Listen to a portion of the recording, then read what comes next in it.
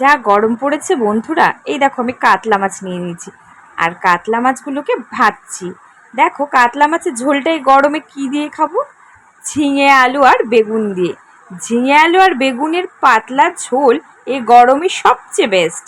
একবার খেয়ে দেখো। জানি অনেকেই পছন্দ করে, অনেকের বাড়িতে হয়। আর তার সাথে আমি দিয়ে দেবো আজকে বড়ি। বড়ির স্বাদ তো অতুলনীয়। আর এই বড়িটা এখানকার নয়, এই বড়িটা হচ্ছে আমার বোনের বাড়ি জলপাইগুড়ি, সেখানকার বনি, আমার বোন জামাই নিয়ে এসেছে। এই দেখো আমি মাছগুলো ভেজে তুলে নিয়েছি। আর এইদিকে দেখো ঝিঙে আলুগুলোকে আর আমি ভালো মতো করে কষিয়ে নিচ্ছি। এই গরমে এই ঝিঙে আলু বেগুনের পাতলা ঝোল সেই অমৃত লাগে এক থালা গরম গরম ভাতের সাথে।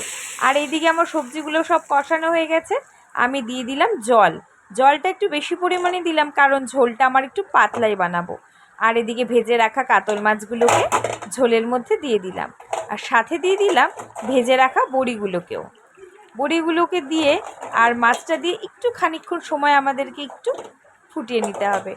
আর বড়িগুলোকে যখন দেওয়ার পর একটা খুন্তি দিয়ে একটু নাড়াচাড়া করে একটুখানি ডুবিয়ে ডুবিয়ে দেবো, যাতে ঝোলটা ঢুকে যায় আর বড়ির একটা ফ্লেভার আসে। এই গরমে ঝিঙে আলুর ঝোল কার কার পছন্দ বন্ধুরা সেটা একটু বলো। আর এদিকে আমি ঢাকা দিয়ে দিলাম, আমার তরকারি রেডি।